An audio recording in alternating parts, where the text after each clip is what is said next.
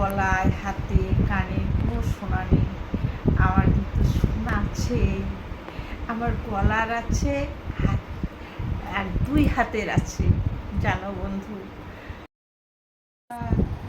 ভালো লাগে না, কি অবস্থা, মন মেজাজ এত খারাপ, কেউ নেই বাড়িতে। বাড়িতে কাপড় চোপড় সব কিছু বাইরে, শরীরে ঘামিয়ে কি অবস্থা হচ্ছে। আবার স্নান করলাম, নাইটিটা পরলাম, হাতা কাটা নাইটি পরি না তো পরলাম। এত গরম আমি কোনোদিন দেখিনি বাবা। বাবা জন্মে, মা জন্মে, বাবা এত গরম। এটা কি গরম বলে রে? না তো গরম না। দরজার ওখানে বসে শরীরটা একটু ফ্যানটা বসে দিলাম, দেওয়ার পরে দেখি বাড়িতে কেউ ঢোকে নাকি, ভয়ও লাগে, একা একা খারাপও লাগে, ভয় মানে কেমন যেন লাগে, না কোনো কিচ্ছু ভালো লাগে না। কারোর সঙ্গে আমি কথা না বলে আমি থাকতে পারি না। আর সবসময় তো বকর বকর করে যাই, এমনিতে বুড়ো তৈরি করি আর কত বকর বকর করে, আর হঠাৎ আমি একা থাকতে পারি। আর মেয়েটা গেছে টিউশনিতে, ভালো লাগে। কি অবস্থা, এরকম করে থাকা যায়? হ্যাঁ, একা একা। আর আমার হাজব্যান্ড কোথায় চলে গেছে? বাজারে চলে গেছে।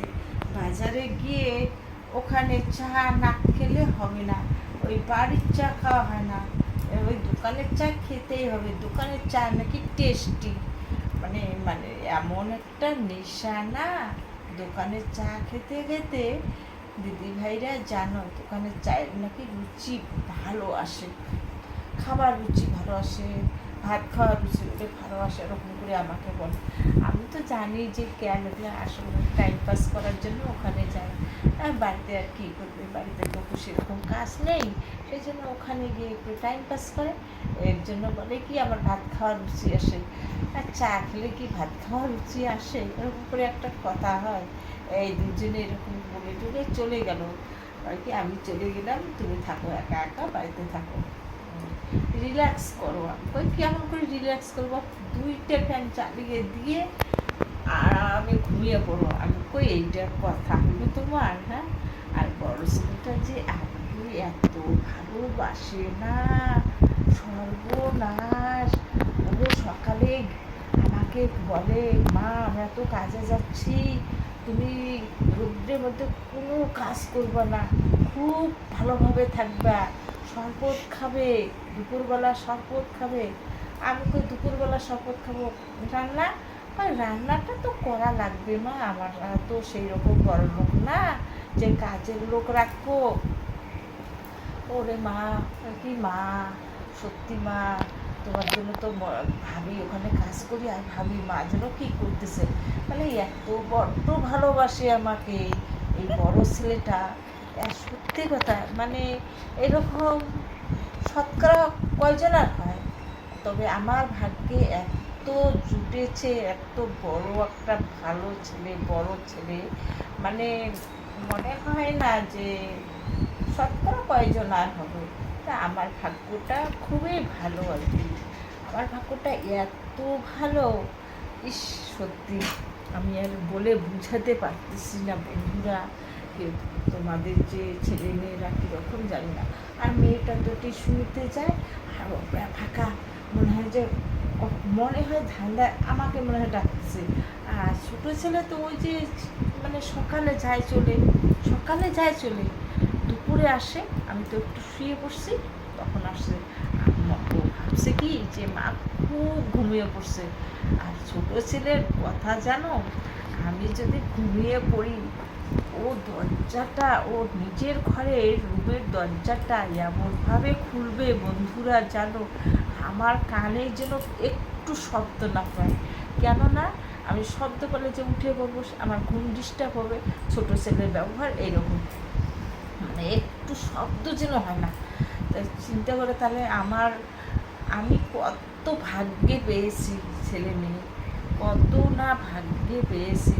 তাই এত সুখ আমার কপালে সহ্য হবে কি জানি না বাবা, আমার এত সুখ।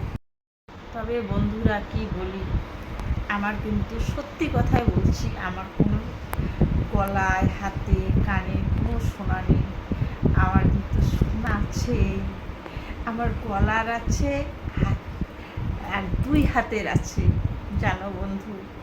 আমি অন্যদিন যে দেখে দেবো যে আমার গলার কীরকম সোনার হার আর হাতের কত 2টে যে বালা আছে না, তোমরা দেখলে অবাক হয়ে যাবে।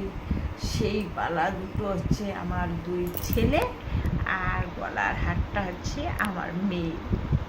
কিন্তু ওদেরকে আমি একদিন দেখিয়ে দেবো তোমাদের সামনে। সেই জন্য বলি আমার সোনার প্রয়োজন পড়ে না, আমার ছেলে 2টে আর মেয়েটা থাকলে যথেষ্ট। স্বামী তো আছে আমার, আর কি আমার কোনো টেনশন নেই। টেনশন কখন হবে? বয়সকালে টেনশন হয়ে যাবে, এখন কোনো টেনশন হবে না। এখন তো রিল্যাক্সে খাইতেছি, খাচ্ছি, ঘুরছি, এরকম করে আছি আর কি কাজকর্ম। আর গ্রামের বাড়ি তো জানোই বন্ধুরা, গ্রামের বাড়ির যে কতটা কাজ থাকে সে তো আমি বুঝি, যতটাই আমি বলি না কেন গ্রামের বাড়ি অনেক কাজ থাকে। তবু আমি ছেলে মেয়েদেরকে, মেয়েটা বোঝে কিন্তু ছেলেদেরকে অত বোঝাতে দেই না যে এত এত কাজ থাকে। ওরা ভাবে যে ঠিকই মার মনে হালকা কাজ, কিন্তু ওদের সামনে আমি এত কাজ করি না। ছোটোটার সামনে তো আমি কাজ করি না। ওরে বাবা, আমি ছোটো ছেলের সামনে যদি কাজ করি, হ্যাঁ তুমি এরকম কাজ করতেছো, আমাকে বলবে তুমি এরকম কাজ করতেছো, এখন তুমি রেস্ট নাও, হ্যাঁ ফ্যান চালাও, গরম পড়ছে, এরকম করে বলবে। তা কোন পাশে আমি যাব বন্ধুরা? আমার তো কাজের লোক নেই, যে আমার সংসার। আমি গরিবের বউ, আমি সাধারণ গরিবের বউ বলা চলে, মধ্য শ্রেণীর বউ। তা মধ্য শ্রেণীর বউ হয়ে আমি কী করতে পারি? হ্যাঁ, তা আমার একটু তো কাজ করতেই হবে। যাই হোক বন্ধুরা, হ্যাঁ আর বেশি কিছু বলতে চাই না, কি আর বলবো। ঠিক আছে, আসি, টাটা, রাখি। আর আমার ভিডিওটা যদি ভালো লেগে থাকে, সাবস্ক্রাইব করবে। আর আমি তোমাদের পাশে আছি।